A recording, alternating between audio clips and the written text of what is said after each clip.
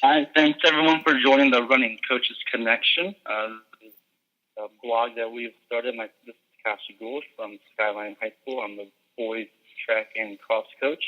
I'm joined by Carl Spina, the distance lead, we can say now, over at Skyline High School, and Rolanda Eccleston, the girls coach over at Skyline High School for track and cross as well. Today our guest is Amy McNeil from Waterford, Mott.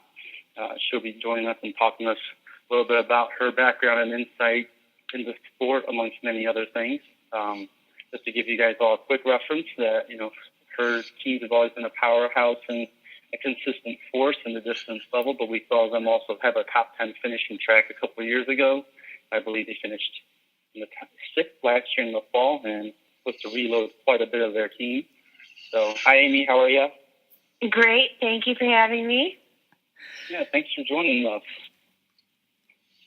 Really appreciate your time and trying to be a part of this whole new venture here that we're still obviously figuring out technical stuff ourselves, and glad you could. All right, Amy, I've got the first question. This is Carl from Celine, and we're just wondering about your background. Like, what brought you to Waterford Mott, and how did you get started in the sport? I actually went to Waterford Mott. I ran cross country and track at Waterford Mott in the late 90s. I had a really good experience, but I didn't really have a team experience. So I had more of an individual experience.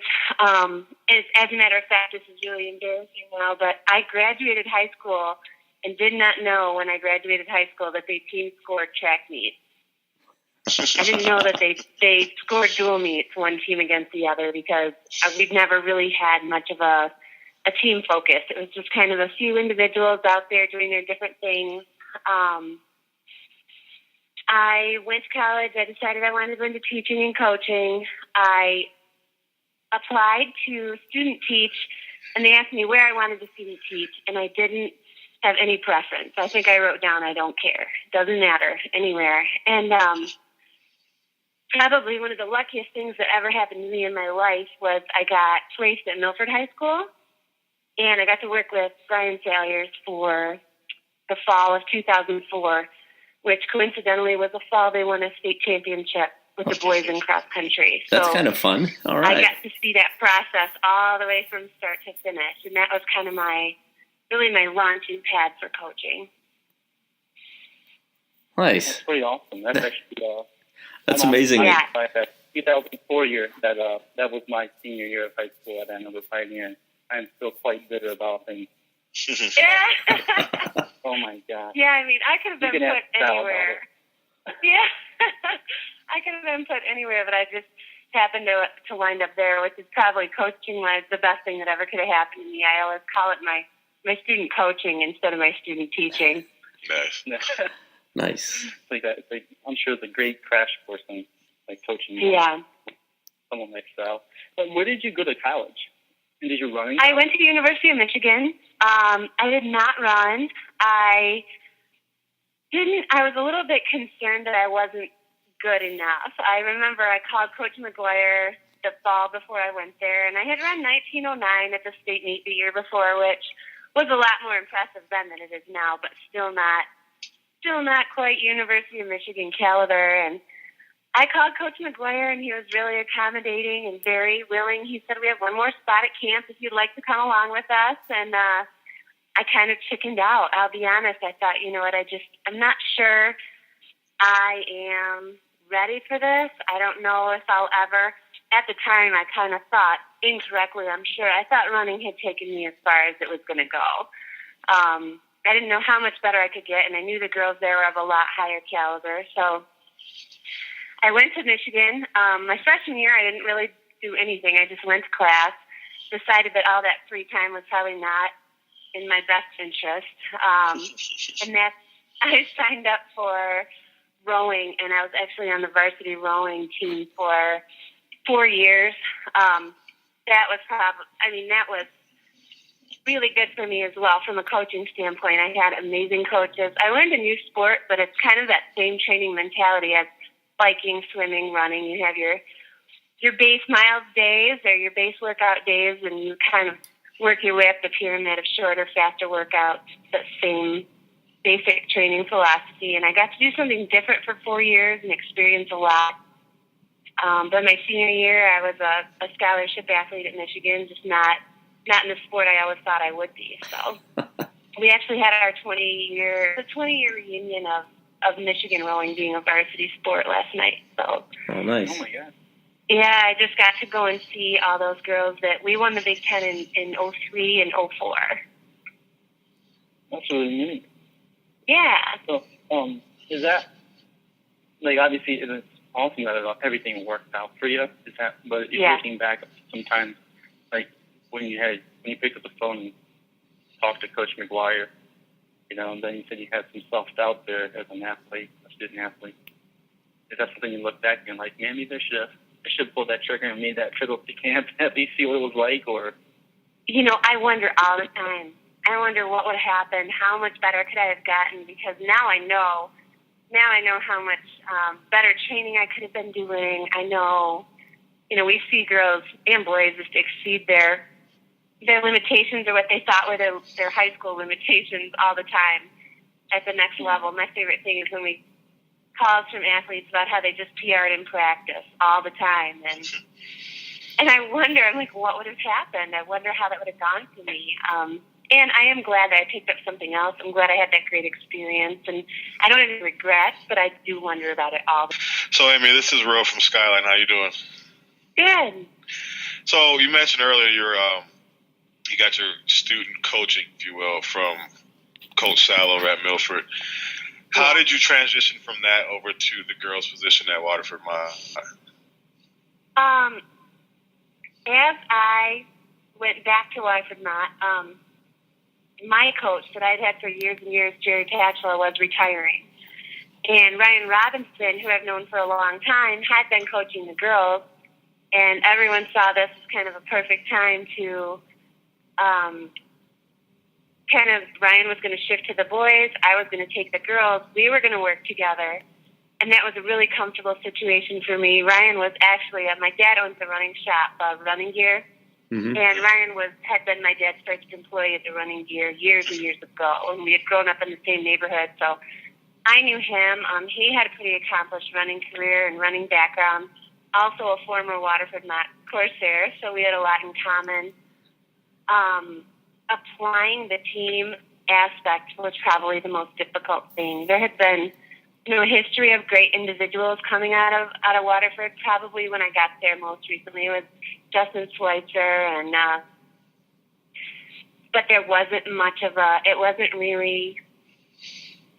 a huge team philosophy. So some of the things we did right when we got going, we made sure, and this is going to sound crazy, but the first thing, my goal number one, I remember I sat down and wrote a list of goals. Goal number one was make sure we had 5 girls and scored as a team. Wow. So there were a lot of years when I ran in high school. We only had 3. So the first thing was like, all right, let's not skip any steps here. Let's make sure we have 5 girls and post a team score. That'd be good.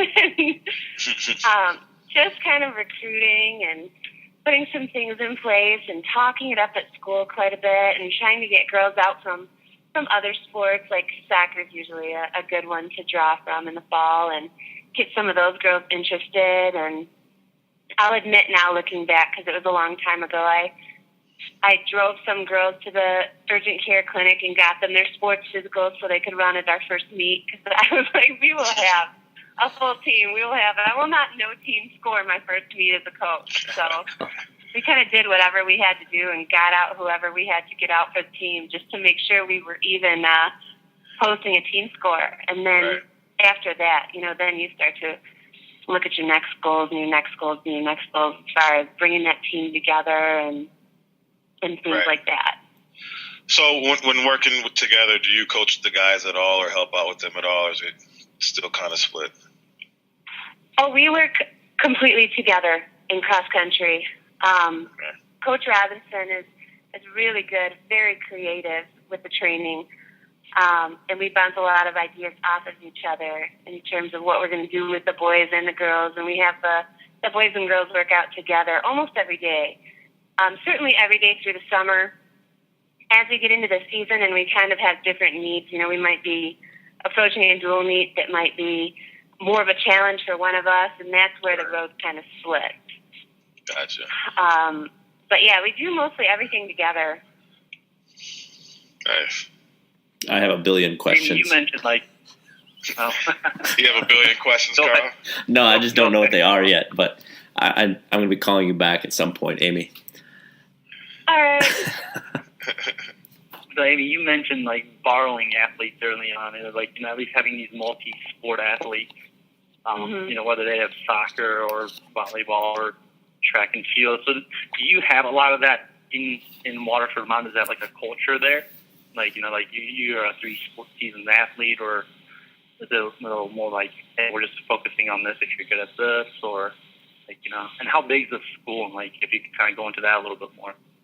I would say it's a small to medium Division I, and we definitely encourage the multi-sport athlete. Some of our best. Are you guys there? Oh, yep. Yeah. Sorry, I pushed something with my cheeks, I think. So we definitely try to make sure, indoor track's not necessary. We let them know that if they want to do basketball in the winter, or, we have all kinds of kids doing different things. We do try during the season to emphasize that they just focus on the in-school, high school varsity sport that they're doing. And we have had conflicts. Usually our policy is maybe 9th, maybe 10th grade, let them try out a little bit of everything, but by the time they're a junior, we'd really like to see them focus on the running if that's what they've chosen. So we're just always kind of trying to walk that line between not being too militant about only having the kids committed to our sport, but also making sure that they're going to get the most out of what they're doing by prioritizing and not overextending themselves, Right. Mm-hmm. So, Amy, it's also sounds like what you're talking about, your father, owns a running specialty store. It's pretty famous running gear. You also happen to be married to another teacher and coach. I do. I am. So it's you have a lot of this running influence around your life, So I was wondering if you could kind of tap into, a little bit about what it's like being married to another coach and a diehard distance runner. Oh my gosh. Well, definitely my husband Jeff is the coach at Wall Lake Northern, and he's a big influence on me as well. We'll come home and talk workouts all the time and talk about what worked and didn't work, and talk about how to deal with different personality types. And sometimes we have to kind of make an agreement to turn it off, to kind of, we can do this until maybe we're on our way up north. We can talk track or we can talk cross country until we get to West Branch, but then we've got to stop. We've got to transition into vacation mode. But he's a really good influence on me and really gives me that outside perspective. And one thing he is really good at that drives me crazy is he'll just look at a girl on my team and say, "Have you ever had her throw the disc? Have you ever tried to high jump that girl?" And I say, "No, God, I haven't." And sure enough, we'll try it, and 2 years later, she's an all-state high jumper or, soaring for us regularly in the disc. He's really good at that. So there's definitely a lot of running in my house. With my dad kind of being in the running culture, he was a track and field athlete, a hurdler at Albion. Opened up the running shop, the first running gear in Waterford the month I was born. Wow.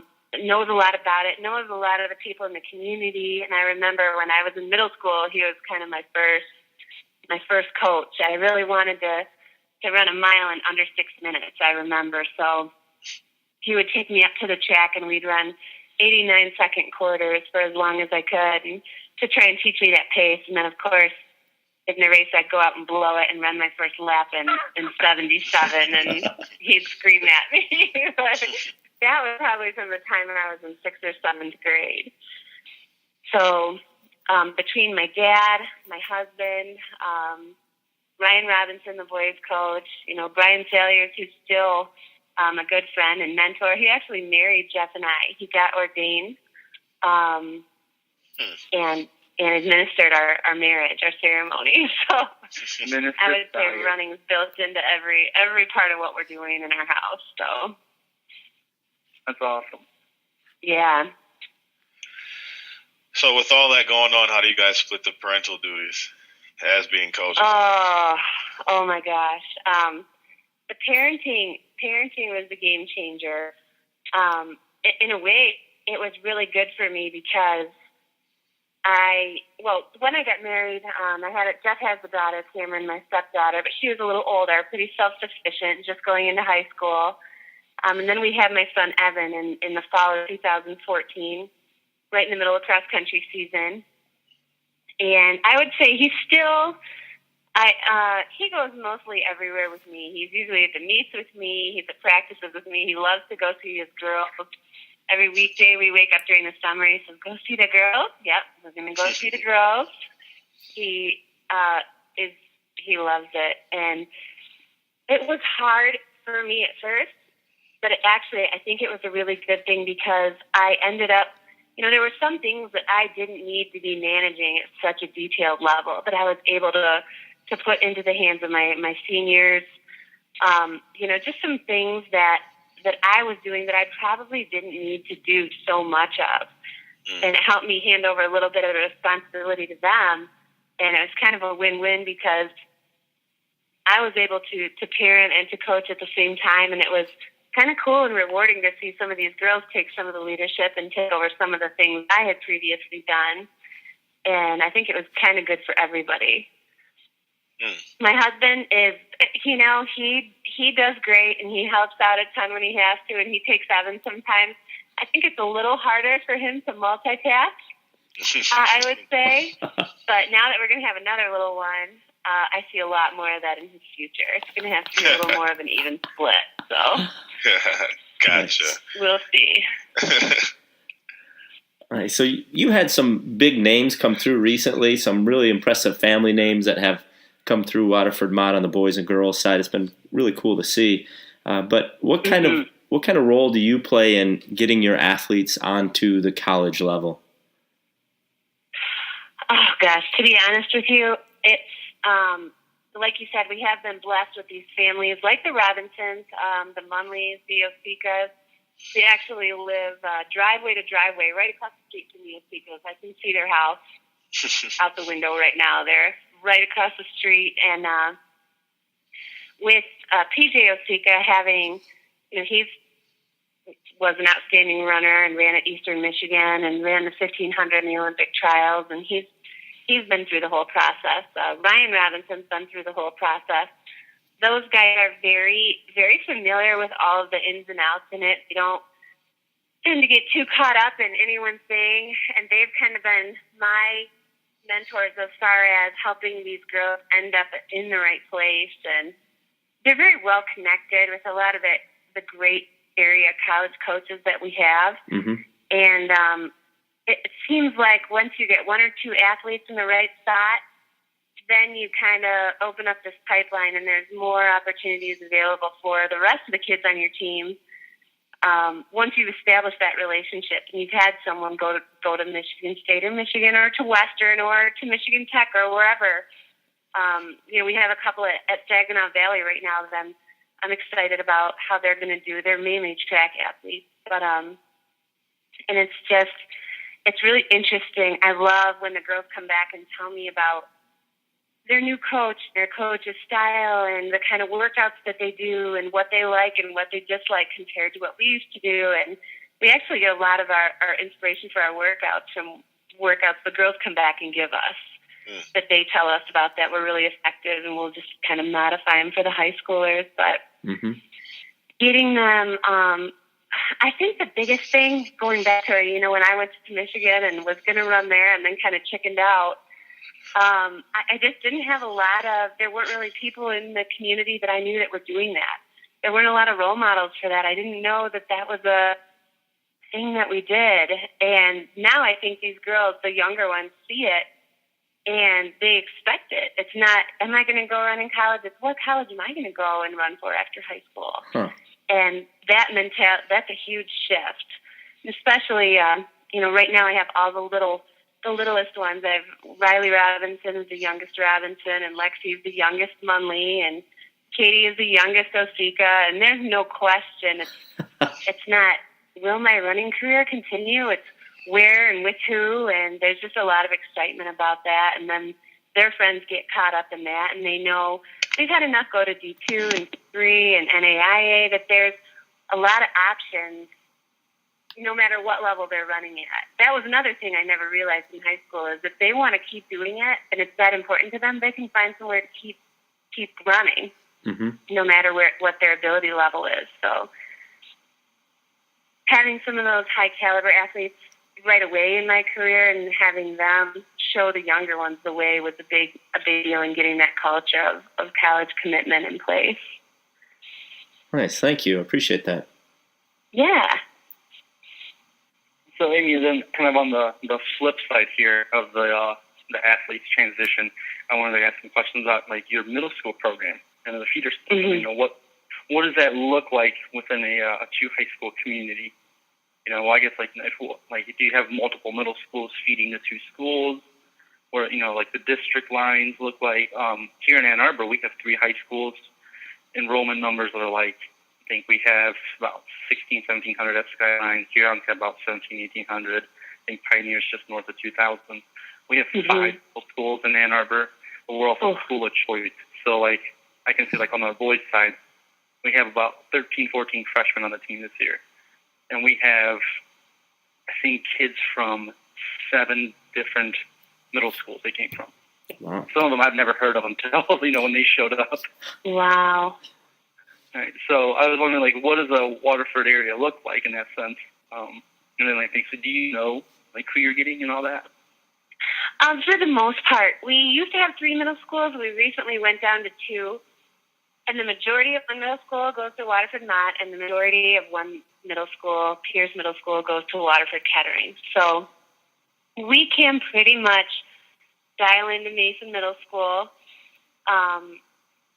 and know that those are the majority of kids we're going to get. And we'll talk to the coaches from the other school as well and say, do you have any Mott kids this year? And we'll get in touch with them and let them know what's going on and try and get them out for just our fun runs and stuff like that. But no, I'd say we have a lot more clear-cut system here, especially since we went down to 2 middle schools. And there is still some school choice that goes on, and sometimes like all schools right now, we have to kind of fight not to lose kids to neighboring districts or private schools. And I think one thing that I'm excited to see how it's going to trickle up, I guess, is our boys coach, Ryan Robinson, started probably 4 or 5 years ago an elementary running club. And they meet after school once a week, and they just go for a little run for fun. They do some stretching. They do some stuff like that. We run it through our community ed program.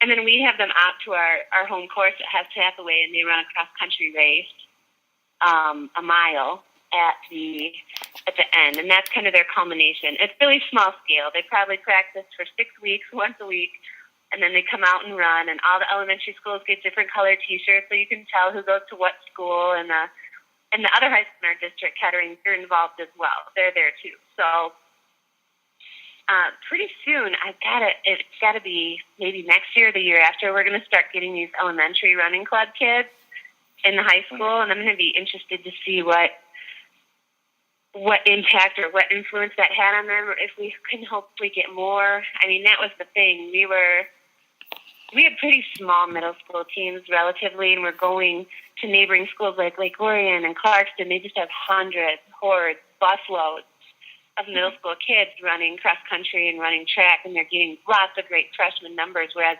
we might get a couple every year. So that was one attempt, the elementary school program. We do a track one in the spring too, where they come out and they'll do an 800 and a 100 at the end of the spring.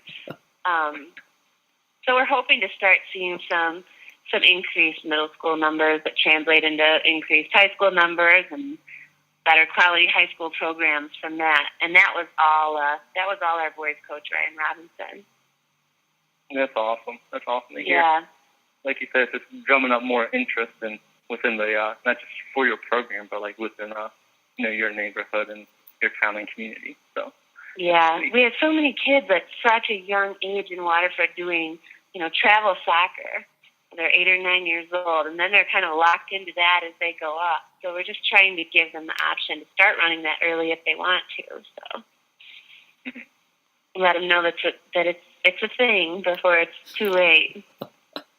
What role do you have in that middle school program? Do you have input on the training and that kind of thing? We have a really good relationship with the middle school coach, and she talks training with us, and we talk training with her and give her workout ideas. We have a lot of collaboration and a lot of input. We also have our men's coach, Ryan Robinson's wife, Michelle, works in the middle school that primarily feeds us. So she's really instrumental in getting out there with the kids as well and drumming up a lot of interest at Mason Middle School, which has been great for us. Great. So there's not really a need too much for you to direct things. They just kind of do a good job and you just chat every once in a while. Yeah, which is nice, which is great. Other than your elementary program that you're building, how do you reach out to those middle school kids and get them involved? We do things that I think a lot of schools do. We have a ninth grade orientation in the spring where they come in, and it's almost like they come in our gym and the different extracurriculars have tables set up. And we always make sure we get some of our really dynamic, high-energy kids there, talking to those kids about trekking cross-country. We share a home course, too, which is, we didn't used to do that. We used to all have campus courses back in the day, in my day, and now we all share a course. So whenever we can, we'll hang out after practice, and it's really about these kids want to hear from the coaches, I think, but they get really excited to hear from the kids whenever they can. So whenever we can get the kids to stay after practice and talk to and cheer for the middle schoolers,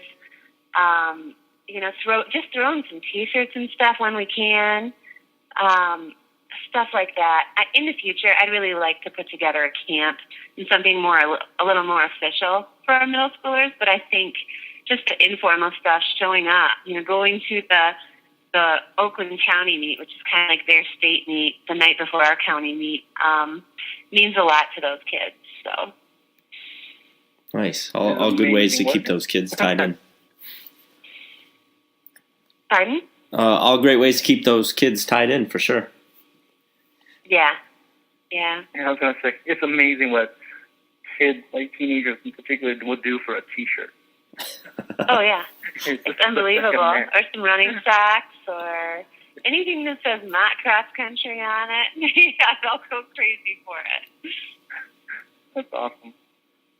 So how do you feel about going into this year? How are you feeling with how your team's set up, and are you feeling pretty optimistic for big things happening, or we're all focused on the fall, but you also have a baby on the way here, so.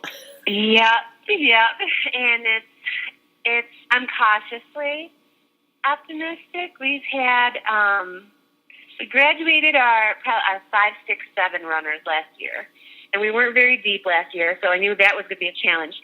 And then we went into the summer, and a couple of our 3 and 4 runner were still dealing with these nagging injuries from track season that just didn't seem to go away.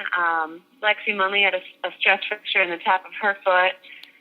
Kate was dealing with a shin injury, and those took a lot longer to resolve than they normally do, than we were hoping that they would. They just kind of continued to nag those girls through the summer. They're good now, but they got going a little later than we would have liked to see.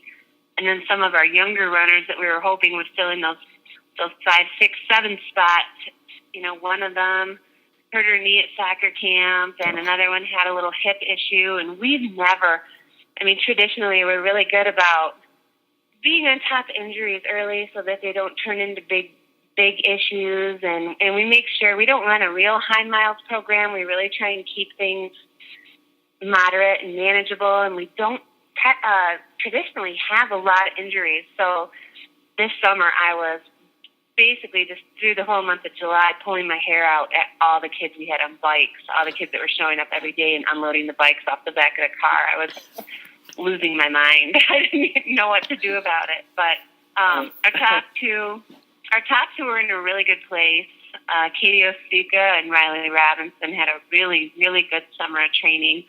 I think it's just going to be about now that we're back on our feet. The rest of us are back on our feet. We are all running now, so it's just going to be a matter of piecing things together, staying confident, helping them to understand that they might not run the same kind of times they saw last year early on, but they should be back on their game by October, and helping them mentally not to give up and keep the faith that this can still be the kind of season that they want it to be, and remind them that the high school season's long and they have a lot of time. So I'm hoping by mid-late October, beginning of November, we'll be right where we want to be. But I feel like we're a little bit under the gun to get there. It's going to be that push-pull game of making sure that we're optimizing every day without pushing them too hard and setting ourselves back with injuries. So right. Yeah. I'm excited.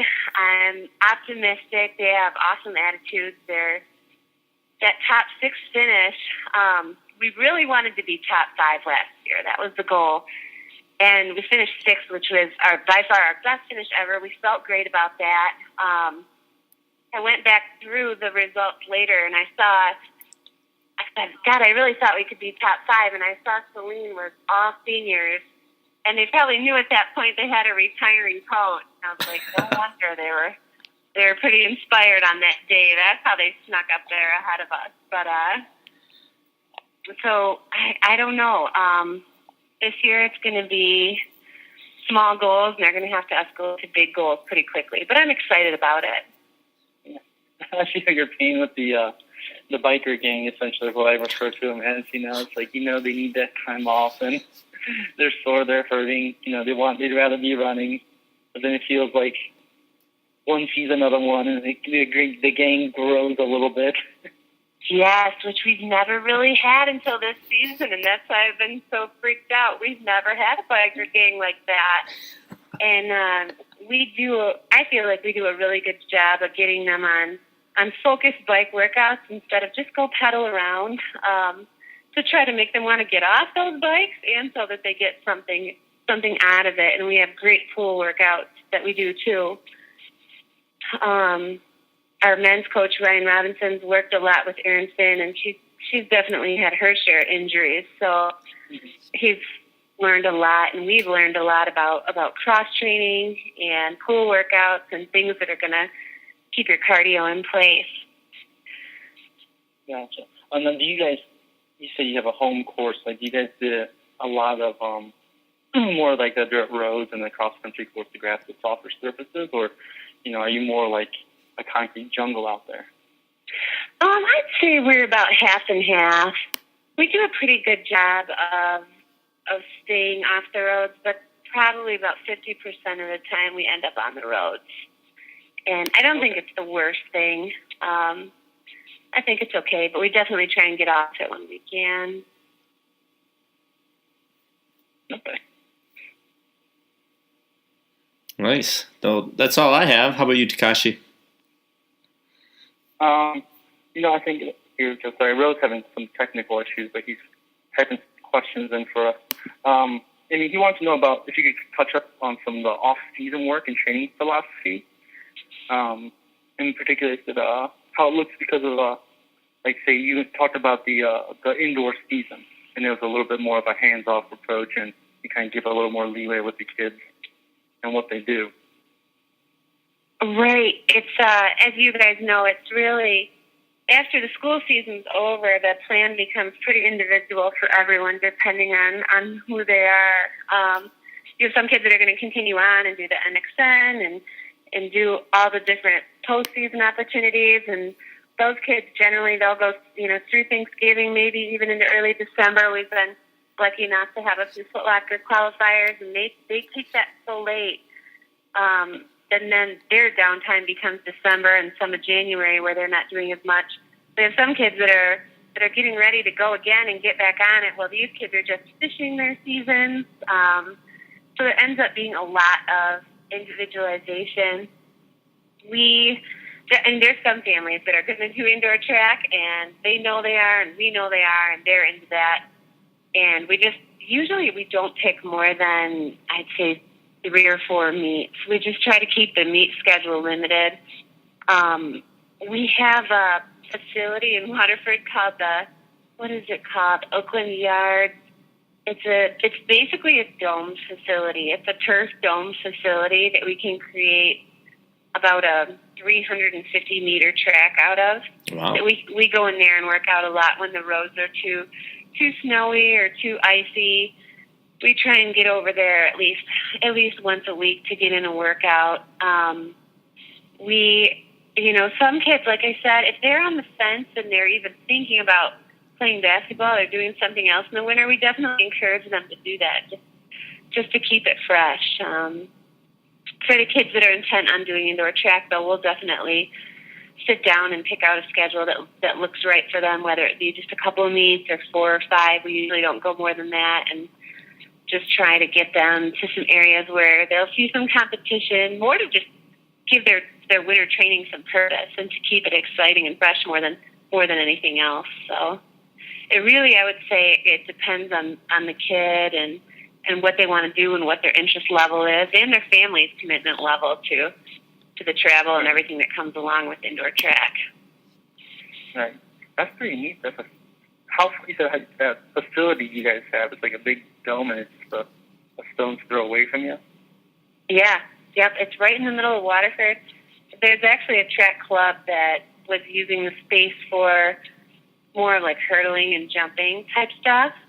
And we just kind of piggybacked off of them and set up a perimeter track, I guess you would call it. We just kind of mark it off with tones, but it just gives them some space to run some short intervals and stuff like that.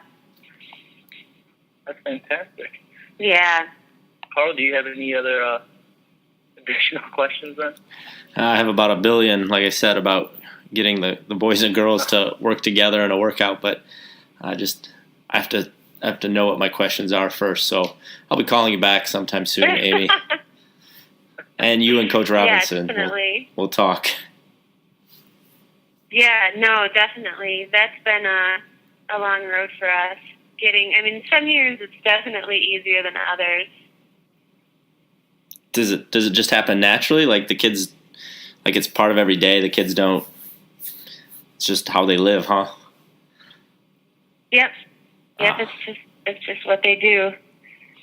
And the training groups are divided up on ability, not necessarily gender. So obviously you're going to have more girls in one group and more boys in another. But we'll also have girls that, the couple girls that we have that are looking to run low 18s or even high 17s by the end of the season this year, their training groups are mostly boys at that point. So, and they're used to it. The boys are really good about it. The girls are really good about it, and pretty motivational atmosphere, I'm happy to say. I know, sometimes it can cause problems, and in the past it has, but right now they seem so used to it that it's pretty natural. Yeah, I'm going to have to pick your brain. I've got a lot to learn there. Yeah. Well, cool. Well, Amy, I want to thank you for your time and kind of letting us pick your brain and go through a few things here. And, we hope you the best of luck this season, and then obviously with the baby on the way any day now. So, hope all is safe and all is well.